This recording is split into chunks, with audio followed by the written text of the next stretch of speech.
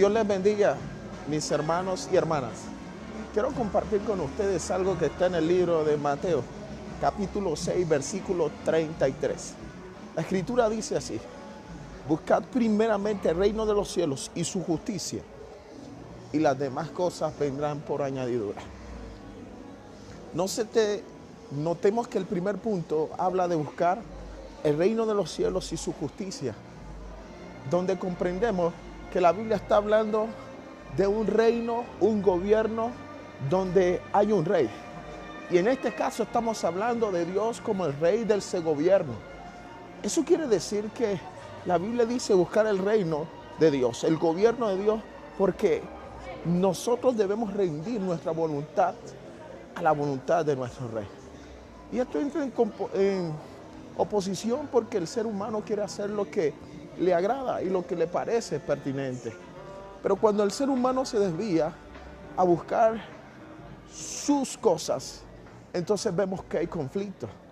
Hoy vemos que la gente es capaz de quitarle la vida a alguien por tierras, por dinero, por un negocio. Y se está gestando una crisis y una descomposición social tan tremenda que vemos un gran caos en medio del contexto en el que vivimos. Pero la Biblia dice, busquen primero lo que es la prioridad, busquen primero lo que es importante, el reino, el gobierno de Dios. Se trata de entender cuál es la voluntad de Dios más que entender la voluntad nuestra. Y esto es interesante, hacer una reflexión frente a eso. Segundo, hablar del gobierno de Dios es hablar de lo que Dios está planteando para nosotros. ¿Sabías tú que Dios quiere verte con grandes éxitos? Pero los éxitos que Dios te quiere ver empiezan con reconocer qué es el Evangelio. El Evangelio no tiene que ver con que estamos bien. El Evangelio no tiene que ver con que Dios es solamente bueno o que Dios es amor. Porque antes de que estuviera el Nuevo Testamento, ya Jesús, ya Dios, el Padre existían y eran totalmente buenos, eran fieles y eran perfectos. Pero cuando hablamos del Evangelio, estamos hablando de un sustituto, de alguien que muere por los pecados de otros. Estamos hablando de que hay un grupo de seres humanos, es decir, todos los seres humanos hemos pecado y que Jesús tomó ese lugar. Realmente merecíamos morir, merecíamos estar en la cruz en vez de Jesús. El Evangelio tiene que ver con que alguien tomó mi lugar y esa es la justicia de Dios a través de Cristo.